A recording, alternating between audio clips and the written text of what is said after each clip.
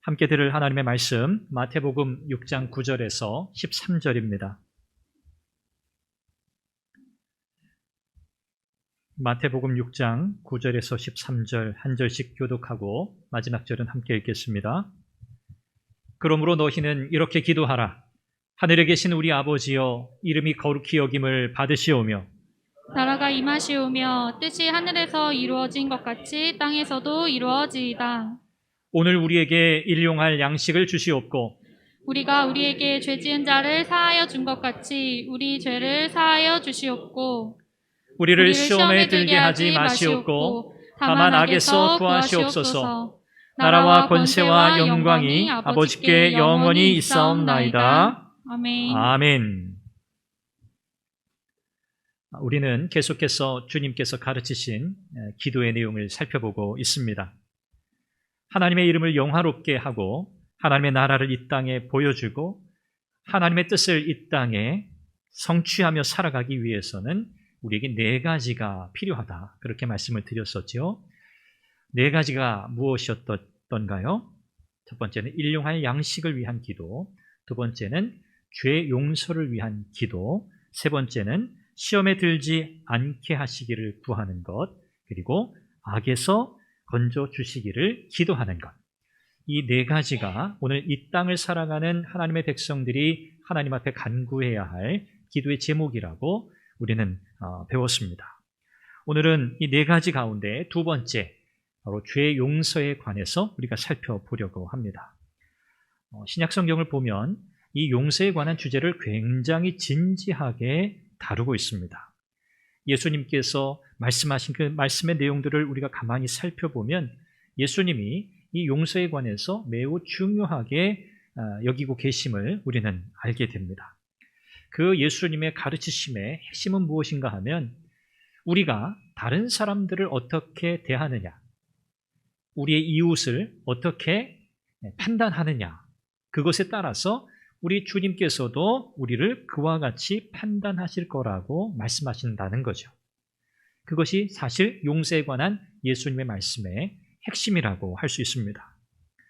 오늘 저와 여러분들은 은혜로 구원받은 줄 믿습니다. 여기 중 어떤 분도 우리의 노력, 우리의 의로움으로 구원받은 분은 한 분도 안 계세요. 우리는 전적으로 하나님의 은혜로 구원받았지요.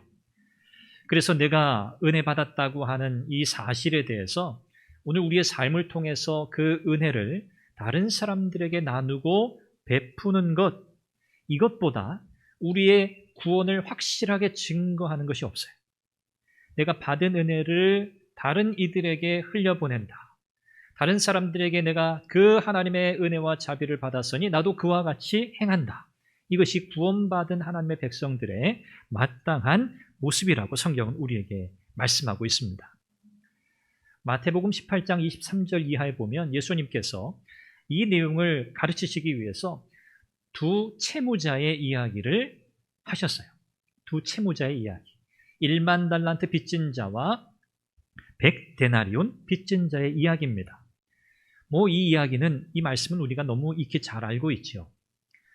두 빚진 사람이 있어요. 오늘 우리의 돈으로 조금 환산해서 좀 쉽게 이해해 본다면 한 사람은 10억 빚을 졌습니다. 한 사람은 2만 원 빚을 졌어요. 채권자가 이 두 사람의 빚을 모두 탕감해 줍니다. 10억도 제로, 2만 원도 10억 제로, 2만 원도 제로. 모두 다 탕감받는 거거든요. 자, 그런데 이 이야기는 이래요. 10억이나 되는 엄청난 이 빚을 탕감받은 이 사람에게 빚진 사람이 또 있어요. 그 사람은 2만 원 정도의 빚을 졌습니다. 조금 전에 10억이나 되는 엄청난 액수의 돈을 탕감받은 이 사람이 자기에게 2만 원의 빚진 그 사람의 빚을 탕감해 주지 않으려고 해요. 그 이야기가 두 채무자의 이야기죠. 자비를 베풀기는커녕 어떻게 합니까? 더 괴롭히기 시작합니다. 오늘 우리가 살아가면서 서로에게 짓는 그런 죄를 우리는 2만 원짜리 빚으로 그렇게 생각할 수 있어요. 그리고 하나님께 지은 헤아릴 수 없는 그 죄, 결코 해결할 수 없는 그 죄를 우리는 10억짜리 빚으로 생각해 볼 수 있습니다. 이 10억짜리 빚이라고 하는 것은 그냥 10억 그 빚을 말씀드리는 게 아니에요. 헤아릴 수 없는, 감당할 수 없는 빚을 말씀드리는 거예요. 그런데 이 모든 빚을 어떻게 됩니까? 은혜로 탕감받았어요. 정말 이런 일은 있을 수 없죠. 은혜로 모든 것을 다 탕감받았어요. 이렇게 은혜로 용서받고 구원받았는데도 불구하고 정작 자신에게 은혜와 자비와 용서를 구하는 그 사람들에게는 그 자비와 용서를 베풀지 않는다? 그렇다면 그 사람은 하나님의 은혜를 욕되게 하는 것이다 라고 성경은 말씀해요. 우리가 먼저 살펴보았던 일용할 양식을 구하는 그 기도의 내용 또한 개인적이면서 또한 공동체적이라 말씀드렸는데, 이 죄를 용서하기 위한, 죄 용서를 위한 기도 역시 마찬가지입니다. 우리의 개인적인 용서의 기도이기도 하지만 이것은 신앙 공동체, 신앙의 관계 안에서 실천되어야 하는 매우 중요한 내용이라고 예수님은 가르치고 계십니다. 우리가 매일 마주하면서 늘 만나는 그 사람들을 우리는 과연 용서하며 살아갈 수 있는 사람들인가에 대한 그 답을 오늘 우리는 말씀을 통해서 얻어야 할 겁니다. 오늘 본문이 우리에게 말씀하는 큰 두 가지 내용을 여러분들과 나누겠는데요. 첫 번째는 죄 용서와 관련해서 우리는 하나님 아버지의 무한한 용서, 하나님 아버지의 무한한 은혜의 공급을 확신하며 기도해야 한다는 겁니다. 다시 한번 기억하세요. 하나님의 무한한 용서와 무한한 은혜의 공급을 확신하며 죄 용서를 위해 간구해야 한다는 사실이에요. 여러분, 죄가 뭐죠? 죄는 하나님과 우리 사이를 가로막는 가장 큰 장애물이에요. 하나님과 우리의 관계를 완전히 단절시켜 놓은 그 주범이 바로 죄입니다. 아담이 타락한 이후에 모든 인생은 태어나면서부터 바로 이 죄를 가지고 태어나요. 선천적인 부패, 태어나면서부터 전적인 타락, 이것이 인생의 본질입니다. 그래서 사람은요, 죄를 짓지 않고는 살 수 없어요. 그게 타락한 인생의 본질이에요. 죄 짓지 않고 살 수 없는 인생. 오늘 저와 여러분들은 구원받은 하나님의 자녀죠. 구원받은 하나님의 자녀인데 여러분 어떻습니까? 우리의 삶의 현실은 어떻습니까? 우리는 구원받았는데 여전히 우리는 죄를 지어요. 정말 이 죄와 상관없이 살고 싶어요. 그럼에도 불구하고 우리의 실존, 우리의 현실은 여전히 죄와 더불어 싸우기도 하고 그 죄의 유혹에 넘어가 그 죄에 사로잡히기도 하는 이런 삶을 지속적으로 오고 간다는 거죠. 성경은 우리에게 분명하게 선언해요. 죄와 사망의 법에서 너희가 어떻게 되었다? 자유케 되었다. 해방되었다라고 로마서 8장은 우리에게 분명하게 선언해요. 그래서 우리는 생명의 통치, 성령의 통치를 받게 되었어요. 이건 분명한 선언이에요. 그러나 동시에 무엇이 있습니까? 우리 안에 남아있는 옛 성품, 이 죄의 잔존, 이 죄가 지속적으로 하나님을 거스려요. 지속적으로 성령의 지배, 성령의 통치 다스리심을 거부해요. 그렇기 때문에 구원받은 하나님의 백성 성도라고 할지라도 날마다 우리에게 자비와 용서를 베푸시는 하나님의 그 은혜에 의존하지 않고서는 우리는 결코 우리 속에 남아있는 이 죄성, 우리를 끊임없이 죄 아래로 끌어내리려는 이 죄의 반역을 우리는 이길 수 없다는 거죠. 하나님께서 우리에게 베푸신 은혜가 뭡니까? 예수 그리스도의 십자가로 이루신 하나님의 구원이에요. 하나님께서 오늘 저와 여러분들을 용서해 주시고 우리가 이 죄 사함의 은혜 가운데서 죄와 싸워 이기고 극복하고 하나님의 은혜의 다스림과 통치를 받는 자리로 나오도록 우리를 이끌어 가시는 하나님의 그 은혜의 근거, 그것은 어디에 있습니까? 바로 예수 그리스도의 십자가에 있어요. 예수 그리스도의 십자가는 하나님의 영원한 사랑, 하나님의 무한한 자비와 용서를 우리에게 말씀하고 있는 거예요. 그래서 하나님은 십자가를 통해서 영원한 죄의 용서를 약속하셨어요. 무한한 죄의 용서를 약속하셨어요. 무한한 은혜의 공급을 약속하셨어요.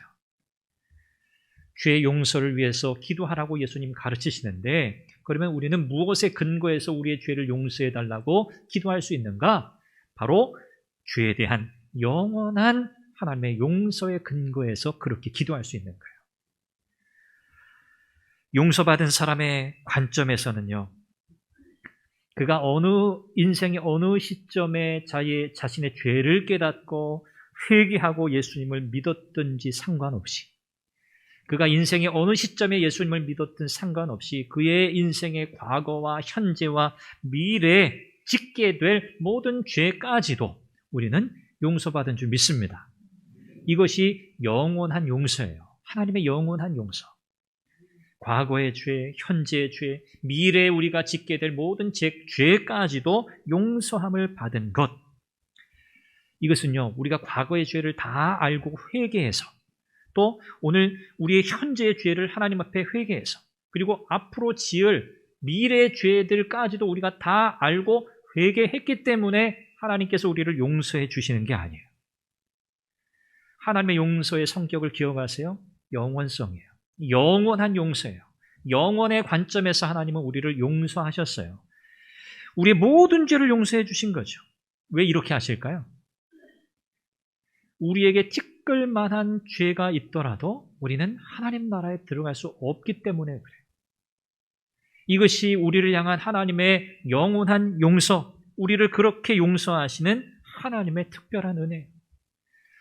용서받지 않고서는 들어갈 수 없는 나라, 그것이 바로 하나님 나라이기 때문에 그렇습니다.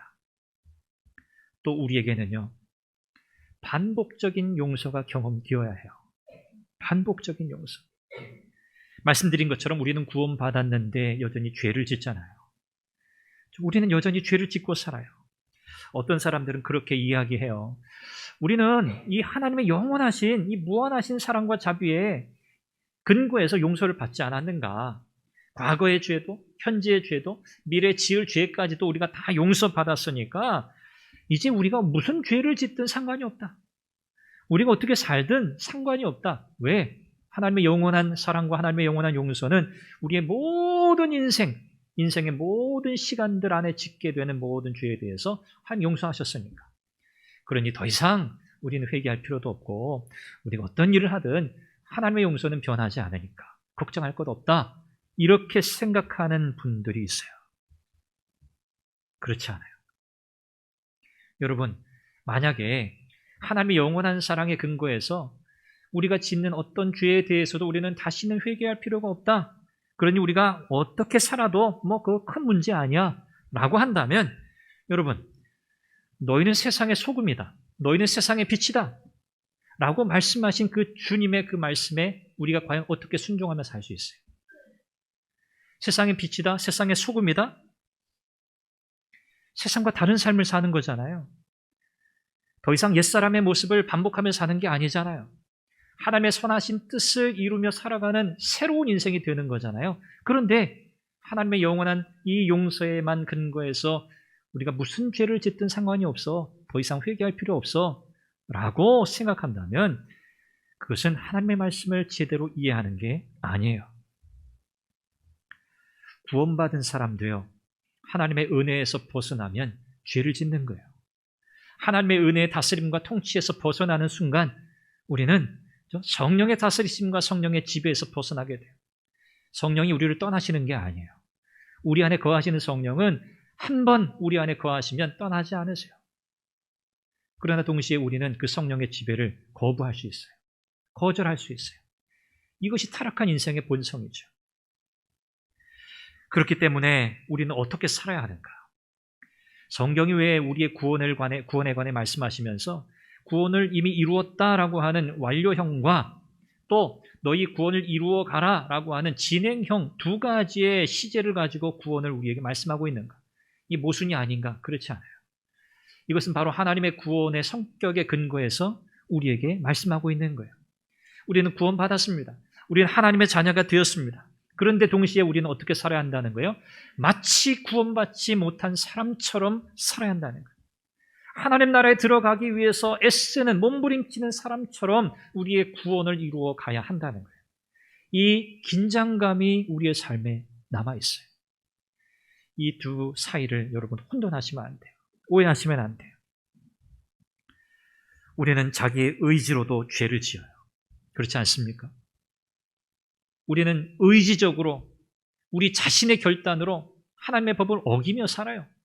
예수님 믿는 우리도. 그래서 하나님과 불화한 삶을 경험하게 되고요. 인생의 쓰라림과 고통을 경험하게 되는 거거든요. 그리고 하나님의 진노하심과 하나님의 책망을 우리는 또한 경험하게 되는 겁니다. 이런 과정을 지나면서 여러분 우리가 뭘 깨닫게 될까요? 하나님의 자녀라면, 하나님의 백성이라면 내가 지금 하나님 앞에서 지금 뭐 하고 있는 것이? 내가 하나님 앞에서 지금 이런 말도 안 되는 죄를 짓고 있는 것이? 내가 왜 이럴까? 자신의 즐거움을 위해서 하나님의 말씀에 불순종하는 죄를 깨닫게 돼요. 이것이 얼마나 어리석은 짓인가? 하나님의 자녀들만 그럴 수 있어요. 하나님의 백성들의 마음속에 하나님께서 심어놓으신 그 하나님의 은혜의 법이 끊임없이 하나님을 거스러 살고자 하는 우리의 이 타락한 본성, 그것으로 인해서 우리가 이 땅에서 경험하는 그 고통, 그 쓰라림, 그 아픔, 그 상황을 마주할 때마다 우리가 하나님 앞에 어떻게 다시 돌아가야 할지를 끊임없이 우리에게 말씀하고 계시는 거예요. 이것이 하나님의 은혜죠. 하나님의 영원한 용서를 근거로 하나님은 우리에게 경험적인 용서를 반복적으로 하게 하세요. 그래서 우리는 매일 회개해야 돼요. 우리는 매일 회개해야 돼요. 매일 우리에게 하나님의 은혜가 필요한 것처럼 우리는 그 하나님의 은혜의 다스림 앞에 믿음으로 살지 못하는 우리의 연약함에 대해서 하나님 앞에 회개하고 하나님의 자비와 긍휼을 구해야 할 줄로 믿습니다. 하나님은 예수 그리스도 안에서 우리의 죄를 무한히 용서하세요. 뿐만 아니라 순종의 삶을 위한 은혜도 무한히 공급하신다는 사실을 여러분 확신하시기 바랍니다. 죄의 용서도 무한해요. 그리고 용서받은 하나님의 자녀로 살 수 있도록 베푸시는 은혜의 공급도 무한해요. 하나님의 은혜 가운데서 우리가 하나님의 자녀답게 살 수 있기를 간절히 바랍니다. 두 번째는요. 우리가 하나님의 이와 같이 큰 은혜로 용서받았다는 사실을 근거로 우리는 또한 용서하는 삶을 살아야 한다는 것을 주님께서 가르치고 계십니다. 죄 용서를 위해서 기도하라 하고 하신 예수님의 이 가르침에는 크게 두 가지 중요한 의미가 담겨져 있어요. 가장 중요하고 우선되는 의미는 뭐냐면 우리가 하나님의 용서를 이미 받은 사람들이기에 지금도 그 용서의 은혜를 받고 있고 결국 이 죄 용서의 은혜 속에 살아가는 우리는 하나님의 은혜 없이 살아갈 수 없는 존재임을 자각하는 거예요. 은혜 없이 살 수 없는 자임을 자각하게 하는 그 중요한 도구가 바로 죄 용서를 위해 기도하는 거예요. 은혜 없이 살 수 없는 존재. 하나님의 용서를 받았다고 하는 그 사실. 우리가 여기에서 하나님의 은혜를 누리지 못하면, 경험하지 못하면 여러분 우리는 어디에서도 사실 하나님의 은혜를 누릴 수 없어요. 경험할 수 없어요. 가장 큰 은혜거든요. 죄 사함의 은혜는 가장 큰 은혜예요. 우리가 받는 우리의 인생의 모든 은혜는 바로 이 죄 사함의 은혜로부터 시작된 거거든요. 예수 그리스도를 믿는 순간 우리에게 시작된 하나님의 그 은혜가 뭡니까? 죄 사함의 은혜. 이 은혜로부터 우리의 모든 믿음의 여정이 시작되는 거거든요. 그러므로 죄 용서를 위해서 기도하라 하신 이 주님의 기도 속에는 하나님 저는 이렇게 큰 용서 받았어요. 저는 이렇게 큰 은혜 받았어요. 이 죄사함의 은혜 없이 저는 살아갈 수 없는 자입니다. 라고 이 사실을 자각하게 하는 것이 바로 이 기도라는 거예요. 예수님의 제자들은 우리 주님께서 가르치신 이 기도의 이 표현을 가지고 기도할 때마다 바로 이 사실을 깨달았을 거예요. 하나님, 그렇군요. 저는 하나님의 용서하시는 은혜 없이 살 수 없는 존재임을 고백합니다. 우리는 그런 자입니다. 이렇게 그들은 늘 깨달았을 거예요. 오늘 저희도 마찬가지입니다. 오늘 우리가 살펴보고 있는 이 마태복음 본문에 주님이 가르치신 이 기도, 이 마태복음 안에서 이 저자인 마태는 이 성경을 유대인들을 대상으로 기록했잖아요. 그래서 이 주님이 가르치신 이 기도의 이 내용 또한, 그 표현 또한, 그가 택한 단어들 또한 이 히브리인들, 유대인들을 염두에 두고 사용하고 있어요. 다시 말해서 유대적 관점에서, 히브리적 관점에서 이 죄의 용서에 관한 이 내용을 다루고 있다는 거죠. 오늘 본문에서 우리의 죄를 사하여 주옵소서라고 되어 있는데, 우리의 이 죄라고 번역된 이 죄라는 단어는 이 마태복음에서 어떻게 사용되냐면 원래 원문의 의미는 빚입니다. 빚, 채무. 원래 그 헬라 단어가 그렇게 되어 있어요. 우리의 빚들을 용서해 주옵소서, 이렇게 되어 있어요. 제대로 원래 원문의 의미대로 번역하자면 그렇게 번역이 되어야 해요. 우리의 빚들을 사하여 주옵소서, 이렇게 돼야 하는 거죠. 반면에 이 유대적인 개념에 익숙하지 않은 이방인들을 대상으로 복음서를 기록한 누가복음에 보면 마태복음과 누가복음에 이 주님의 기도가 기록되어 있죠. 다른 점이 뭐냐면 누가복음에서는 그것을 그야말로 죄라는 의미의 단어, 하말티아라고 하는 단어를 그대로 사용하고 있어요. 이방인들은 유대적 개념을 이해하지 못하잖아요. 이 빚이라고 하는 개념을. 그래서 누가는 그냥 그 의미를 해석해서 죄라고 하는 단어로 사용하고 있습니다. 자, 이 유대인들은요, 이 빚지는 거에 대해서 굉장히 두려워했어요. 유대인들의 사회 속에서 이 빚을 진다? 이건 굉장히 무서운 거예요. 빚을 져서 갚지 못하면 어떻게 되죠? 자유를 빼앗겨요. 자유를 박탈당합니다. 종이 된다는 거예요. 노예가 되는 거예요. 세상은 일반적으로 그렇죠. 죄의 유무, 그리고 죄의 경중, 이걸 따집니다. 그래서 벌도 차등을 주죠. 저 사람이 어떤 죄를 지었는가? 저 사람이 지은 죄의 정도가 얼마나 심한가? 가벼운가? 이걸 따져서 벌을 줍니다. 그런데 행위의 경중을 따지지 않고 그 행위와 관련된 대상자에 따라서 벌이 결정되기도 해요. 무슨 말이냐면 이런 거예요. 이 당시에 로마 황제가 다스리고 있었어요. 로마 황제는 신과 같습니다. 로마 황제는 신이기 때문에 로마 황제에 대해서 만약에 어떤 사람이 대놓고 로마 황제를 모욕할 때, 혹 침을 뱉는다? 황제의 그 동상에 침을 뱉는다? 주먹질을 한다? 욕을 한다? 그러면 그 벌이 뭘까요? 사형이에요. 욕하고 침 뱉으면 사형이에요. 자, 로마 황제를 내가 살해하기 위해서, 죽이기 위해서 손에 칼을 들고 죽이려는 시도를 했어요. 그 죄에 대한 벌이 뭘까요? 사형이에요. 이해되세요? 그 사람이 황제에게 침을 뱉으며 욕을 한 죄나 손에 칼을 들고 황제를 죽이기 위해서 달려간 그 죄나 벌이 똑같다는 거예요. 실제로 그랬어요. 이 죄의 벌은 어떻게 정해지는 겁니까? 그 사람이 지은 죄의 무거움과 가벼움을 따지는 게 아니에요. 무엇을 따지는 거예요? 이 사람이 죄를 지금 행하고 있는 그 대상자가 누구냐에 따라서 벌이 정해지는 거예요. 여러분, 마찬가지예요. 죄의 크기가 우리 편에서는 변명거리가 됩니다. 변명할 수 있어요. 하나님, 이거 정말 작은 죄잖아요. 하나님, 이거 보잘것없는 죄잖아요. 하나님, 이 정도는 좀 그냥 하나님 좀 봐주시면 안 될까요? 우리는 그럴 수 있어요. 그런데 하나님께는요, 죄의 경중이 없어요, 사실. 하나님께 가벼운 죄, 무거운 죄가 따로 있지 않아요. 죄는 모두 하나님의 거룩하심을 훼손하는 중죄예요. 우리는 가볍다, 무겁다 판단할 수 있지만 하나님께서는 우리의 죄를 가볍다, 무겁다 그렇게 보시지 않아요. 모든 죄는 다 하나님 앞에서는 똑같은 죄예요. 그래서 죄의 본질상 죄의 크기는 의미가 없는 거예요. 모든 죄는 다 똑같아요, 하나님 앞에서.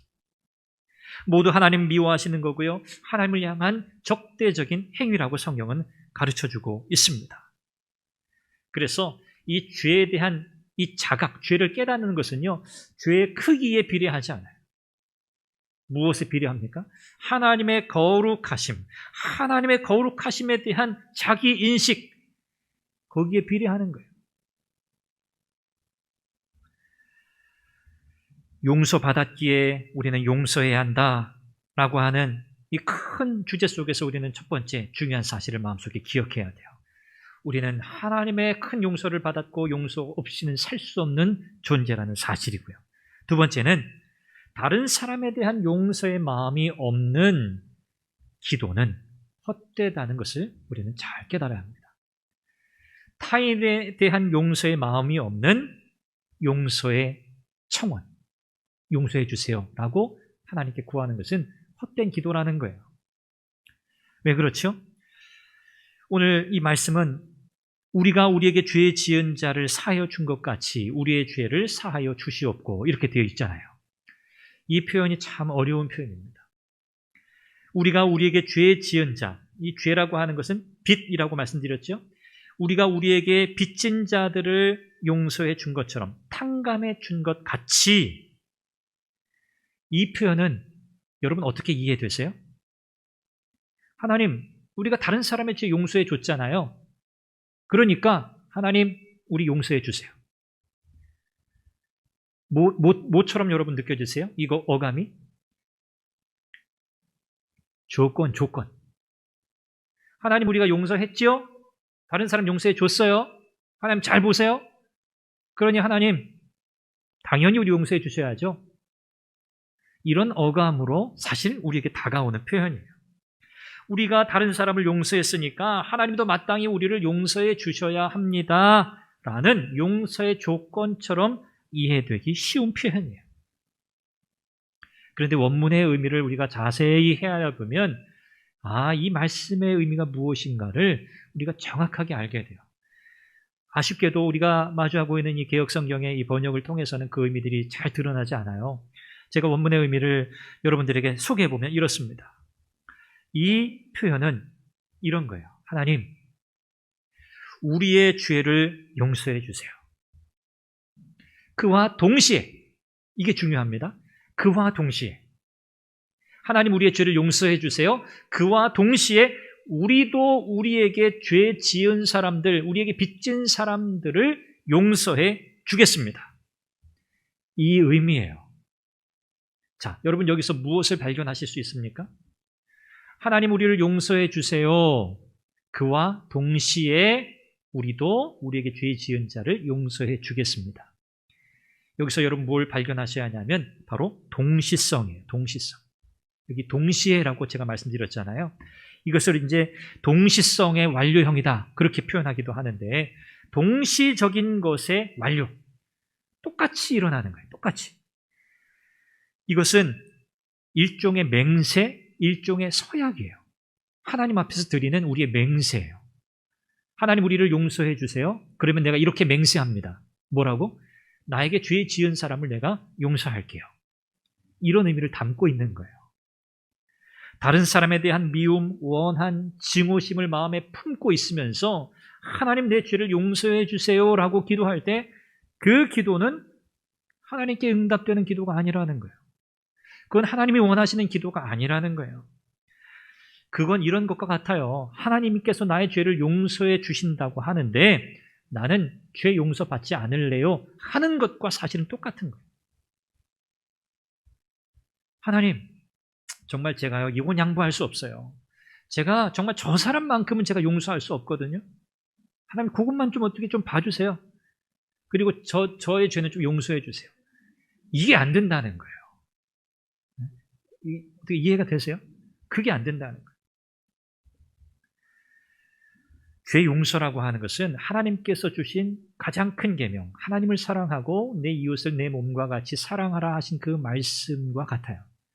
이웃 사랑, 이것이 어떻게 드러나고 실천되는가? 성경은 우리에게 그것이 이웃에 대한 자비와 사랑, 긍휼인데 바로 죄 용서로 표현되고 실천되어야 한다고 말씀하거든요.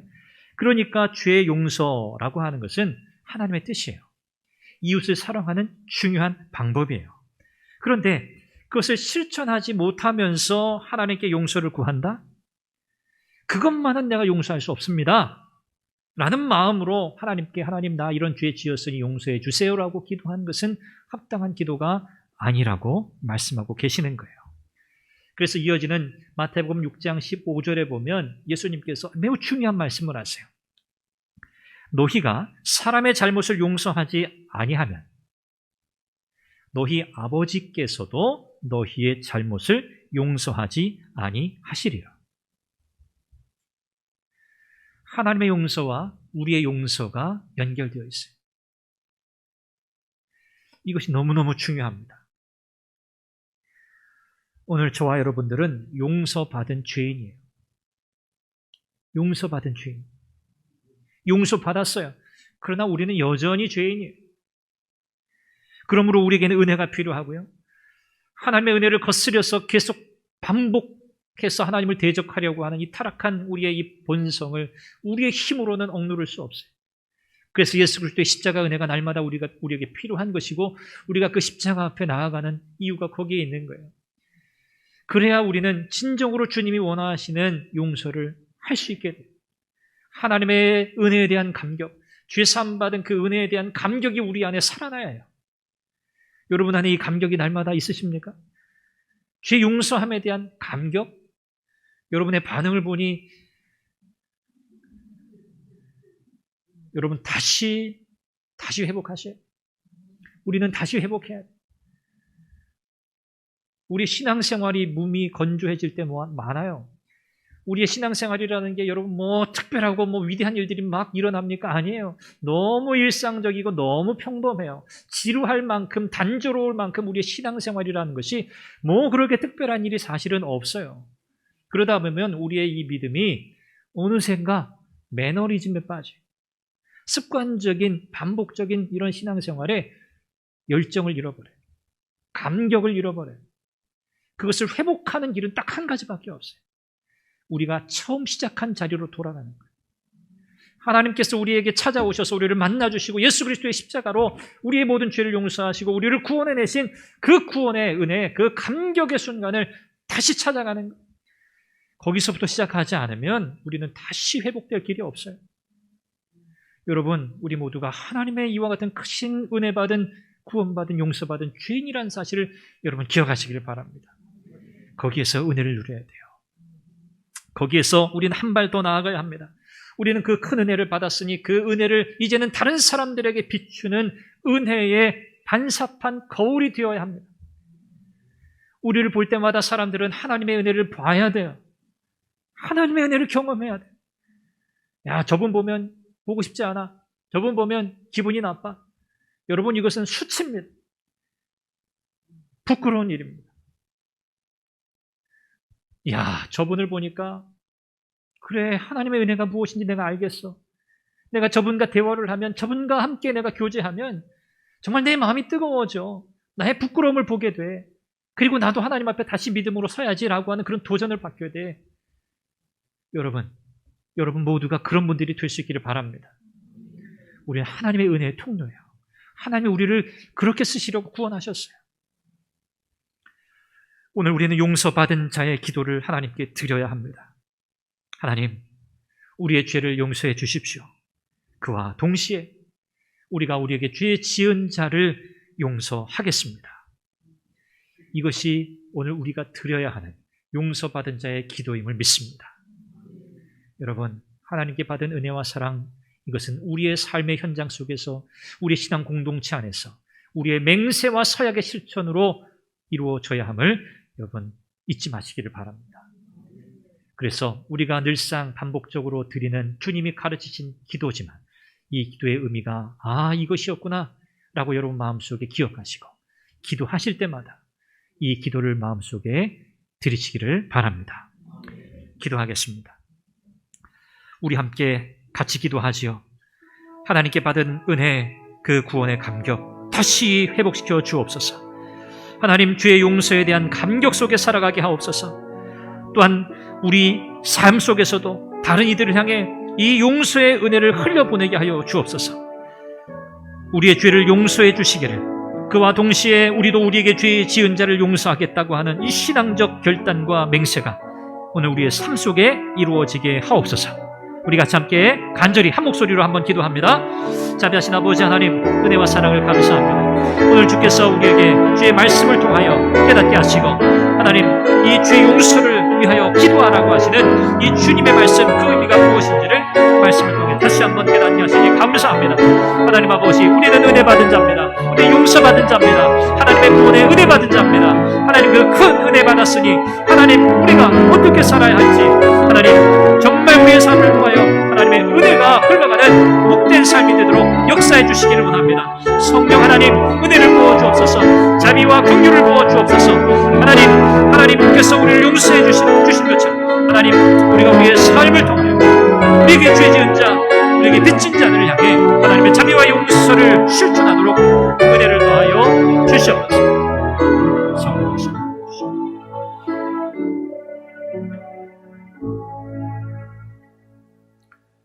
우리를 용서하신 하나님 아버지, 그 크신 은혜와 사랑에 감사합니다. 하나님, 그 은혜에 대한 감격과 감사가 우리 안에 식어지지 않게 하여 주옵소서. 날마다 주님의 십자가를 마주 대하며 죄 사함 받은, 용서함 받은 죄인임을 늘 깨닫게 하여 주시고, 은혜 없이는 살 수 없는 자임을 늘 고백하고 인정하며 겸손히 살게 도와주시고, 우리가 받은 이 큰 은혜, 이 용서, 자비와 사랑을 우리의 이웃과 다른 사람들을 향하여 그대로 흘려보내는 은혜의 거울이 되게 하여 주시옵소서. 우리의 죄를 용서해 주십시오. 그와 동시에 우리도 우리에게 죄 지은 자를 용서하겠습니다라고 하는 이 맹세의 이 서약이 우리의 삶의 자리에서 실천되도록 은혜를 더하여 주시옵소서. 하나님, 오늘도 주 앞에 나와 예배하는 성도들의 삶을 주의 은혜로 붙들어 주옵소서. 예수님의 이름으로 기도합니다. 아멘.